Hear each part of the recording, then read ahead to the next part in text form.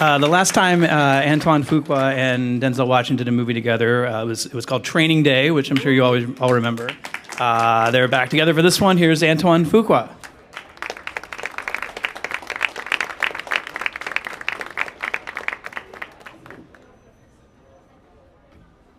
How you doing, guys? First of all, I am curious, how many people here actually remember the 80s television show, The Equalizer? Who can give me one plot synopsis from any episode? Okay, that's about right. This movie has nothing to do with Equalizer, but why not just call this movie Denzel Washington Gets Revenge? Like, why The Equalizer? That's a good point. No, the producer, Todd Black and Jason Blumenthal, got the rights to the name, The Equalizer, and just developed the script, for Denzel. Took about a year. But it actually does have something to do with The Equalizer a little bit. It's more of an origin story than, taking off from the TV show directly. So it's the beginning of self-discovery of what his calling is. When I say it doesn't have much to do with it, the thing I remember about The Equalizer was it was not a very exciting show, and your movie is very, very exciting. Same character name, Robert McCall, but it's definitely a different vibe than that '80s show was. I assume you would agree. Yeah, I did. It was just my grandmother and my mother would watch The Equalizer. It was like this really cool British man, gray hair, Jaguar, a suit. I couldn't really relate to it. I was watching Miami Vice back then. That was my TV show. You know who liked The Equalizer? Rob Reiner's character in The Wolf of Wall Street. That's right. He loved The Equalizer. That's right. He did. Got upset interrupting his Equalizer. Why wait so long to work with Denzel Washington again? Obviously, you guys had great success last time. It's been a while. I'm actually surprised it didn't happen sooner. Time just flew by, really. We tried to work together once, and that didn't work out. But we were friends, and we have dinner and talk about it. But it takes. We shot this movie. It's been 2 years, right? It takes roughly almost 2 years to make a movie for a director, and he directed 2 movies since Training Day, and then Training Day kind of catapulted us both into another stratosphere. So we were busy. So I was making movies, he was making movies, and until journalists started speaking about it, we didn't even realize it's been 12, 13 years. It was kind of a surprise to both of us, You mentioned after Training Day being bolted in a different stratosphere. The 2 movies you did before that were Replacement Killers and Bait, and then Training Day comes along. Denzel wins an Oscar. What's Bait? I'm joking. Okay, thank you. See, that's my attempt the at Jamie humor. Foxx movie. That's why Bait didn't work, because I'm not funny. You scared me. I was going to go to run in there, check IMDb, and prove you wrong. But what was that like after Training Day? Because you'd never gotten that kind of attention before, and then all of a sudden, boom, big time with that one. I don't even know what it was like, honestly. This movie has been sort of my journey of the heat from Training Day, because I went right to work when we went to the Academy Awards and Denzel won the Academy Award. I got on a flight the next day and started Tears of the Sun. So I didn't really get any of the attention and celebration from that film. I just kept working. I just kept going. So I didn't really know what that was like. But we've been, like I said, we just came back from 6 different countries around the world, and it was overwhelming. People were excited about me and Denzel working together again.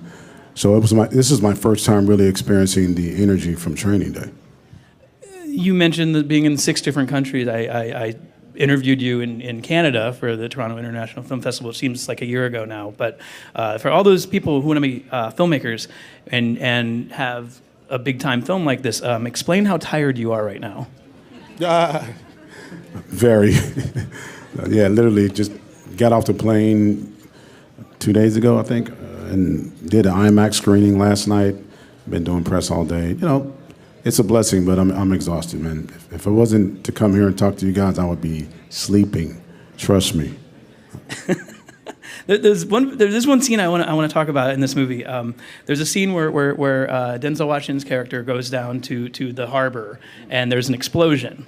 Right. And we've seen that in movies before where the character, something explodes behind them and they don't look at it and they just keep walking off. In this movie, there are explosion after explosion after explosion. There's this chain reaction event where it keeps on going and going and going, and it was the loveliest thing I've ever seen. Were you trying to one-up that kind of a scene?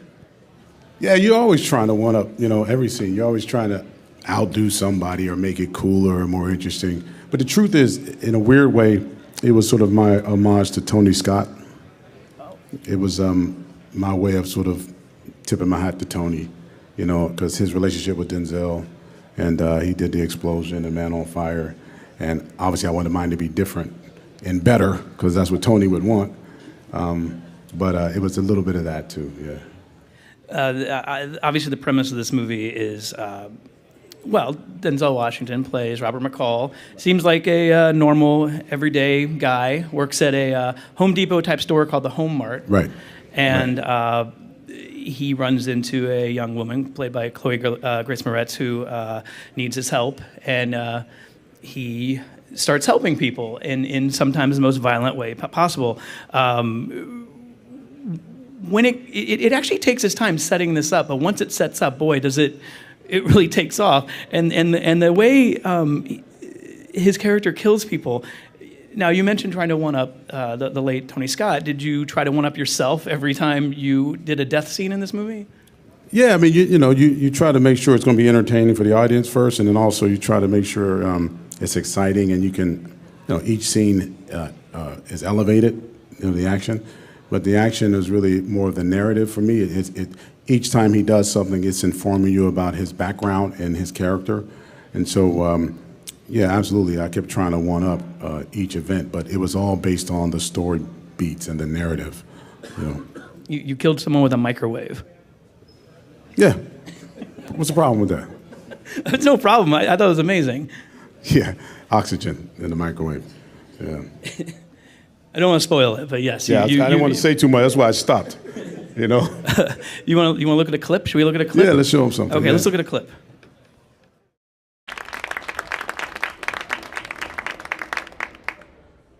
There's you said something to me last time we spoke about people underestimating you. It was like the greatest quote. You said there's 3 rules about underestimating you, and this came from the fact one of your last movie before this, Olympus Has Fallen, went up that year against White House Down, and everyone thought White House Down, the big Roland Emmerich movie, that was going to be the big blockbuster, and it's Olympus Has Fallen that's getting the sequel. You said rule 1, don't underestimate me. 2, if you do, you will lose. 3, there won't be a third time because I bring the heat. That's right. Who's underestimating you? When does that happen? I mean, people always underestimate other people. You know what I mean? Especially if the odds seem to be against you. It's a natural tendency for somebody to just feel like, you have more money, or you have bigger name stars, or a director that they consider has done bigger movies.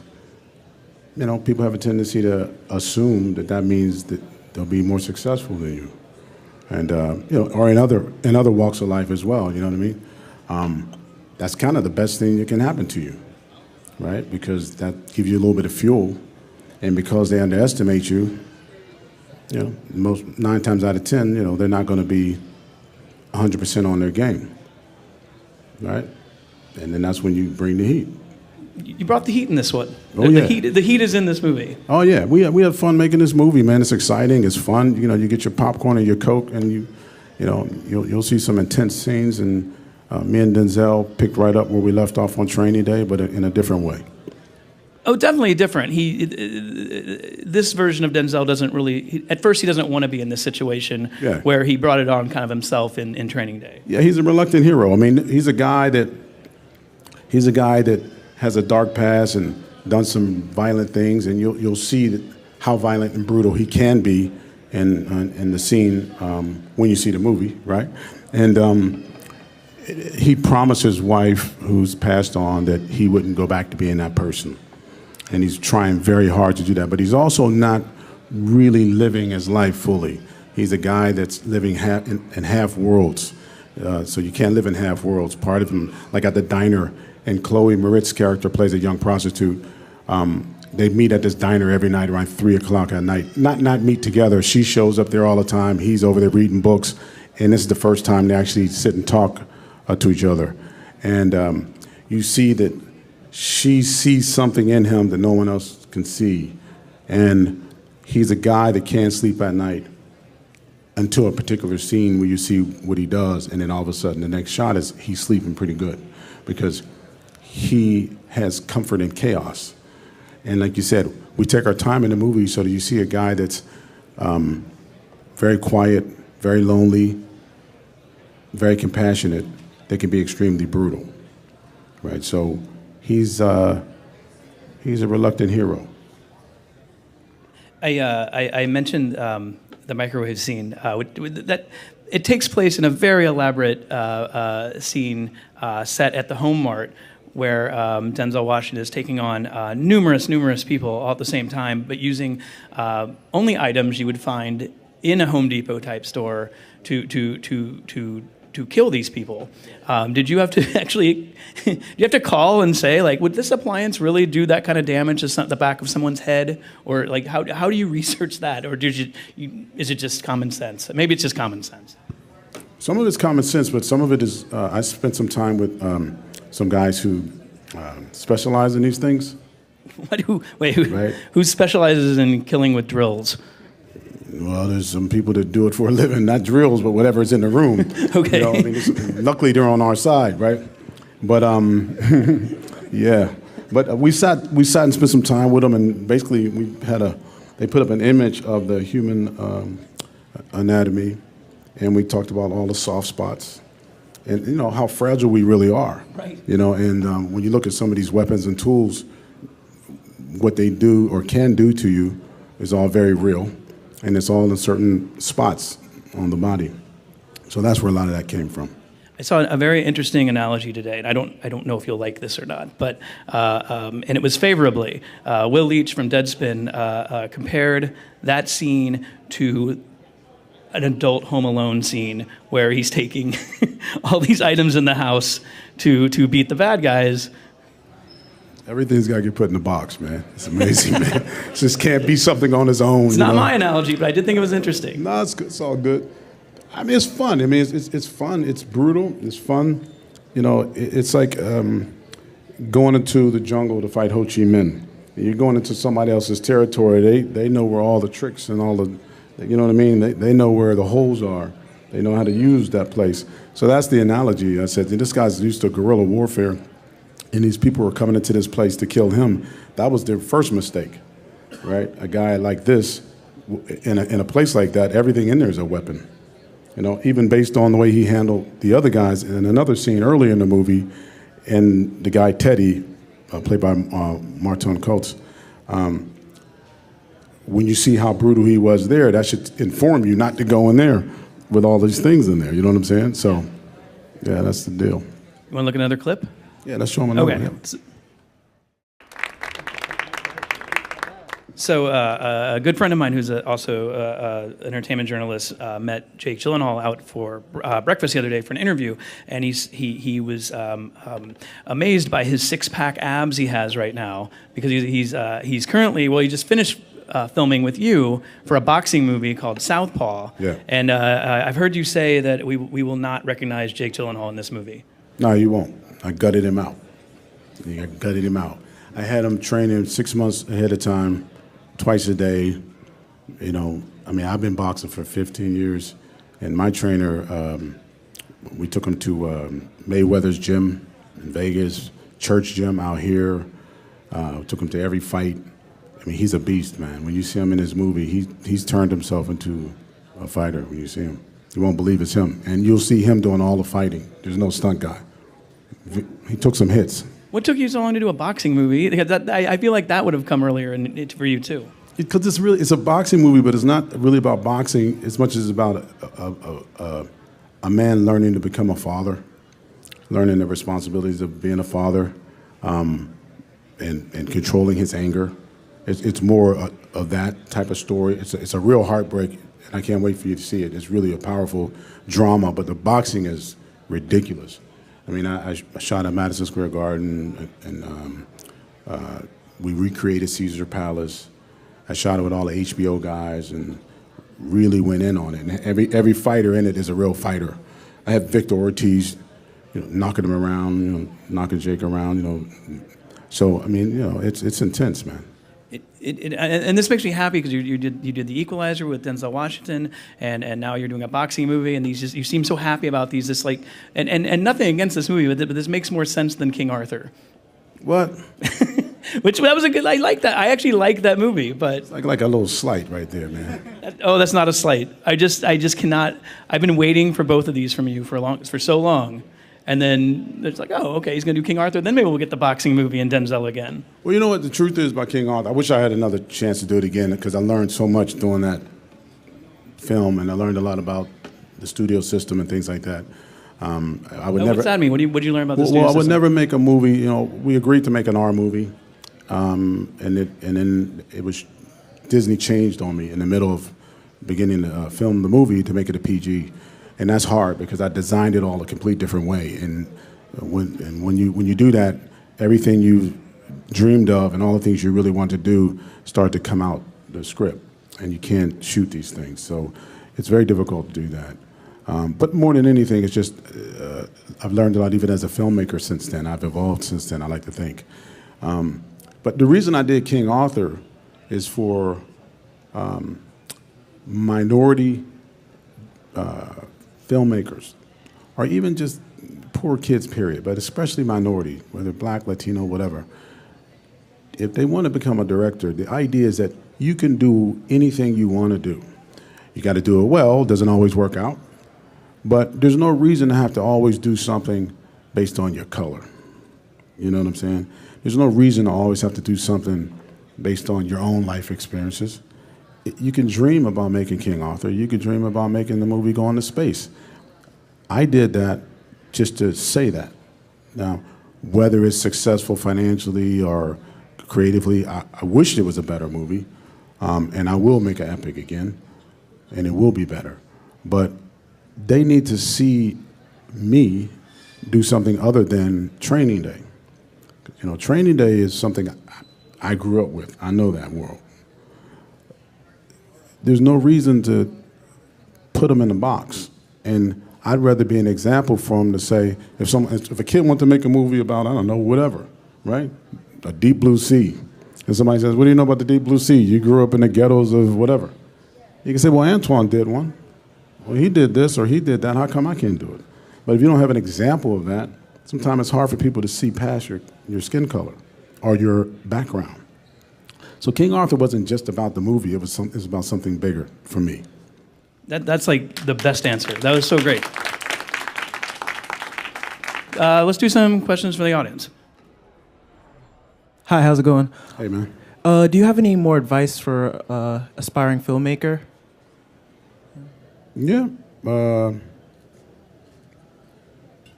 your craft. And the only way you're going to learn your craft is by doing it. You're in a digital age now. Go get a camera. Go get some lenses if you can. Go to school if you can. But if not, learn your craft, and that might mean be a PA. Go run and get coffee. Be on the set. Ask questions. Have no fear about being naive about certain things or not knowing. But most importantly is really learn the craft. Like understand what it is you're doing and why you're doing it. You know what I'm saying? Yeah, that's the best advice. And don't stop, because it's going to be hard. It's not easy, and it's work. You know what I mean? Sometimes it sounds really fancy, filmmaker, artist. It's work. It's called show business. You know what I'm saying? You got to get up every day, do your homework, and put on your jeans and hopefully some comfortable tennis shoes, because you're going to be grinding. There it is. Thank you, sir, for coming out tonight. I wanted to know, who were your most important past and present mentors? My most important? present and past. Most important, I don't know. I mean, there's a lot of them that I admire quite a bit. I mean, Kurosawa's special, you know, in every way. I still feel that Sidney Lumet was very special. I love Sergio Leone for what he did with the Westerns. Martin Scorsese, today and in the past, is still, and he's a friend, very special man.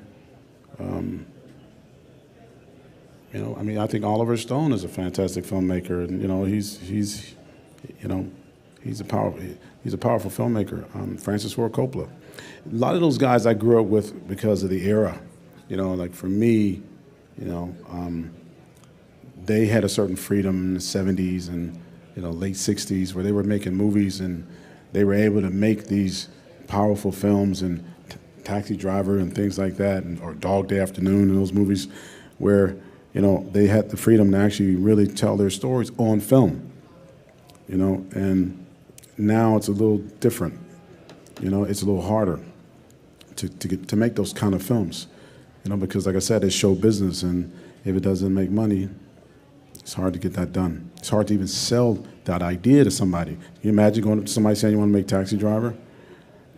I mean, it's very hard to do that. You might be able to get it done for $1.50 if you can do it.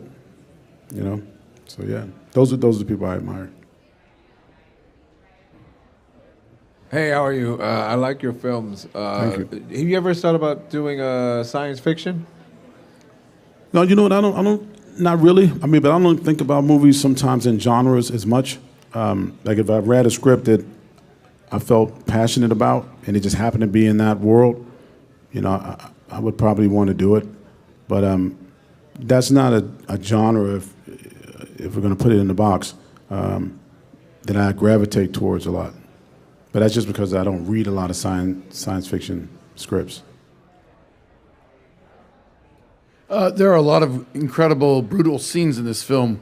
Can you talk about the decisions to make the scene as brutal as it is, or maybe it's less so than what you originally scripted? I'd like to hear how you and Denzel figured out what was going to be what.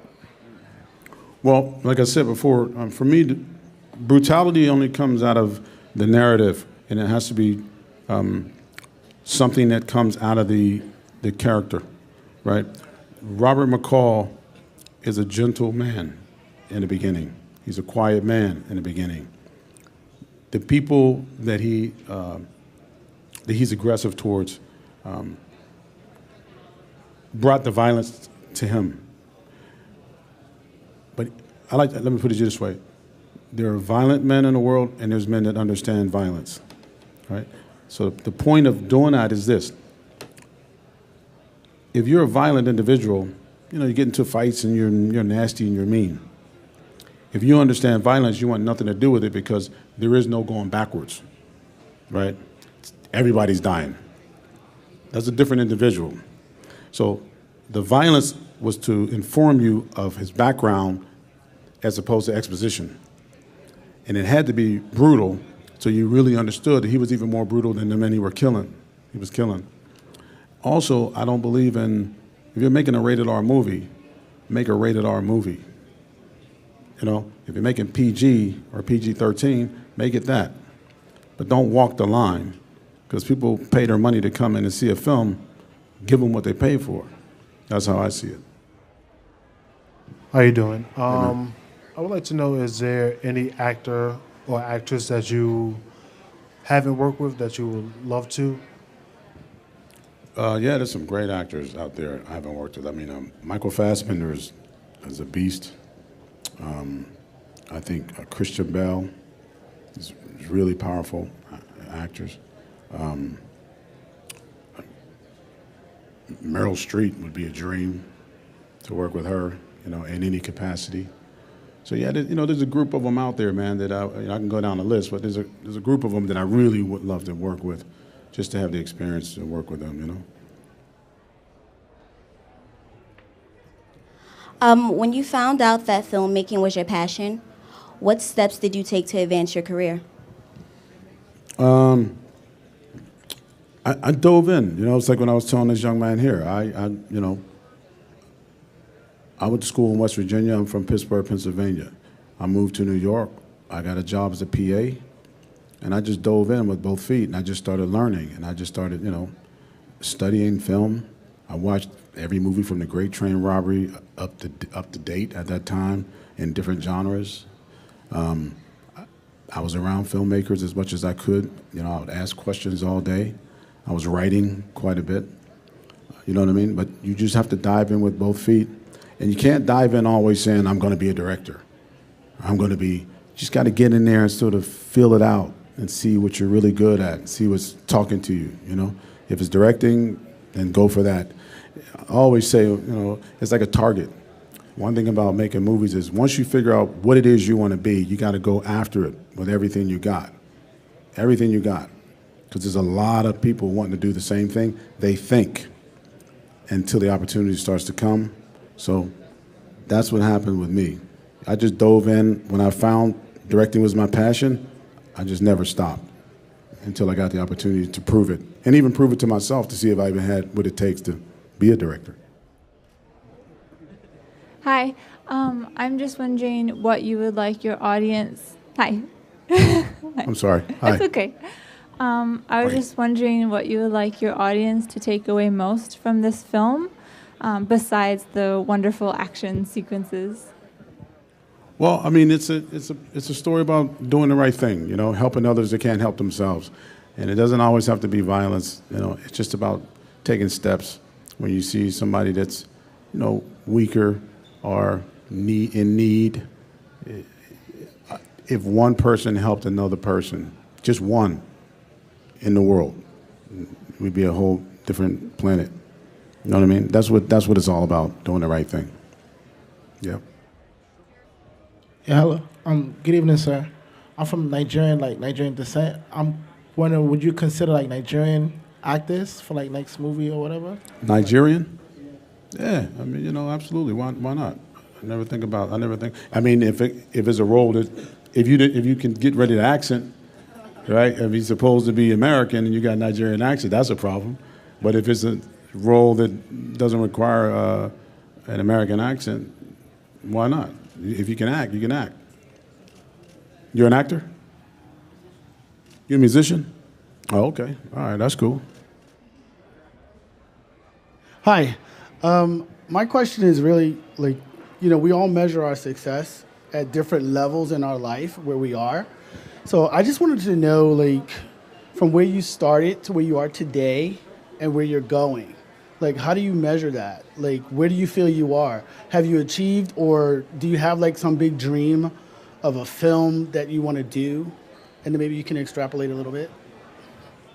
What's funny? Measure. I have big dreams, right? It's as a director, for me, there's so many movies I want to make, and so many stories I want to tell, right? But it takes so long to do it. I know you only get to do it, a certain amount, and that's working back to back to back and not getting any rest, and that's not possible for anybody, As far as measuring where I'm at, I measure more if I'm a better human being, honestly. If I'm truly evolving as a human being and not making the same mistakes and trying to consider other people before myself, which is hard sometimes. It's a selfish world we live in, and you're grinding every day and everybody's hustling. But I measure it by what have I done lately that's not about me, I have children, so that keeps me really humble. And I measure a lot of it by how I am as a father. Am I doing a good job or not? You know what I mean?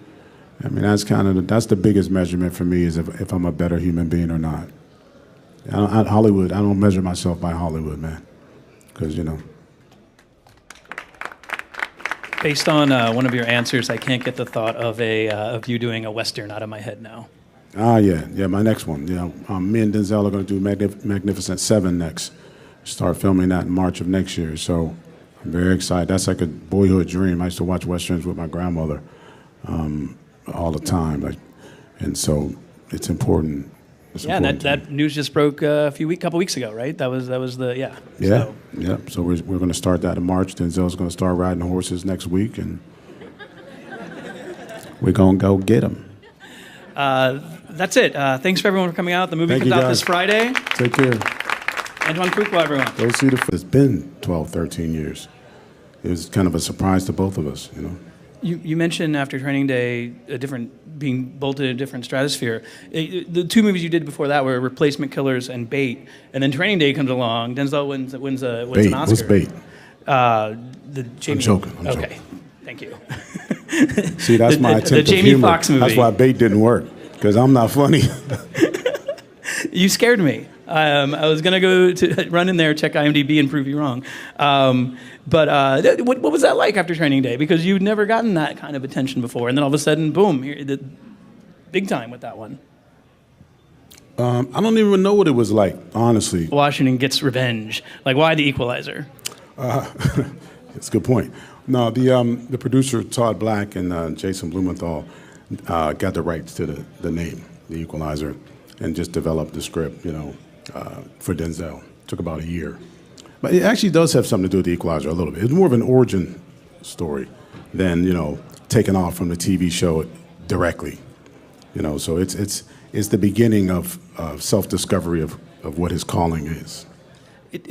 When I say it doesn't have much to do with it, the thing I remember about The Equalizer was it was not a very exciting show, and your movie is very, very exciting.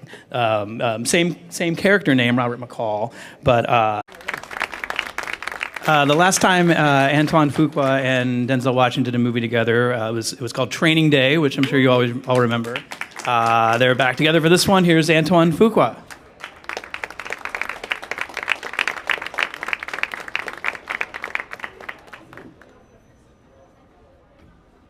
How you doing, guys? First of all, I am curious, how many people here actually remember the 80s television show, The Equalizer? Who can give me one plot synopsis from any episode? Okay, that's about right. This movie has nothing to do with Equalizer, but why not just call this movie Denzel? It's definitely a different vibe than that 80s show was. I assume you would agree. Yeah, I did. It was just my grandmother and my mother would watch The Equalizer. You know, he was like this really cool British man, gray hair, Jaguar, a suit. I couldn't really relate to it. I was watching Miami Vice back then. You know, that was my TV show. You know who liked The Equalizer? Rob Reiner's character in The Wolf of Wall Street. That's right. That's he right. loved The Equalizer. That's right. He did. Got upset interrupting his Equalizer. Why wait so long to work with Denzel Washington again? Obviously, you guys had great success last time. It's been a while. I'm actually surprised it didn't happen sooner. You know, time just flew by. Really, we tried to work together once, and that didn't work out. But we were friends, and you know, we have dinner and talk about it. But it takes. I know we shot this movie. It's been 2 years, right? It takes roughly almost 2 years to make a movie for a director, and he directed 2 movies since Training Day, and then Training Day kind of catapulted us both into another stratosphere. So we were busy. So I was making movies, he was making movies, and until journalists started speaking about it, we didn't even realize